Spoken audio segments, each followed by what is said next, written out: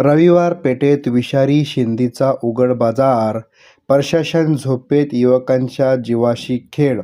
याबाबत अधिक माहिती अशी की सोलापूर शहरातील रविवार पेठ परिसरात दुर्लेकर गार्डनसमोरील बोळात एका पत्र्याच्या शेडमध्ये उघडपणे विषारी CS2 पावडर मिश्रित शेंदीचा अनधिकृत धंदा सुरू आहे.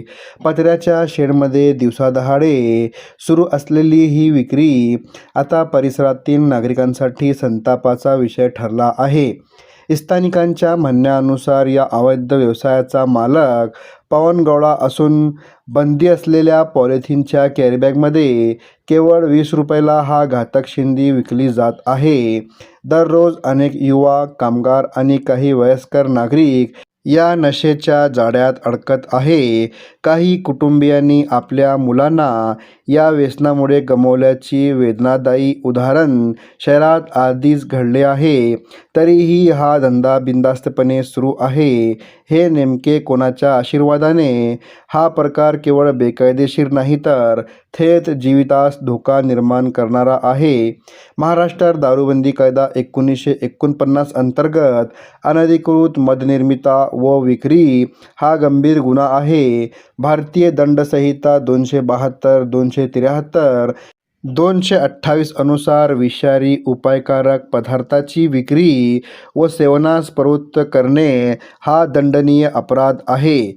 प्लास्टिक कचरा व्यवस्थापन नियम 2016 अनुसार बंदी असलेल्या पॉलिथिनचा वापर हा देखील गुन्हा आहे. मग प्रश्न असा आहे की कायदे फक्त कागदावरच राहणार का?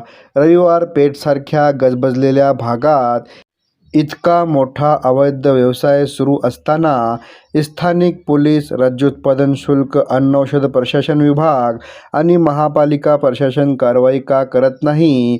या सर्व प्रकाराकडे जाणूनबुजून डोळेझाक केले जात आहे का? जर प्रशासन खरोखरच गंभीर असेल तर तात्काळ संयुक्त धाड टाकून हे सर्व विक्री केंद्र सील करावे. पवनगौडा व संबंधितांवर फौजदारी गुन्हे दाखल करावेत. रासायनिक तपासणी करून अहवाल जाहीर करावा. कायमस्वरूपी हा विषारी धंदा बंद करावा. आज 20 रुपयाचा नशामुळे उद्याचा कर्ता पुरुष नष्ट होत आहे. कुटुंबाचे कुटुंब उद्ध्वस्त होत आहे. समाजाच्या भविष्यासाठी ही धोक्याची घंटी आहे.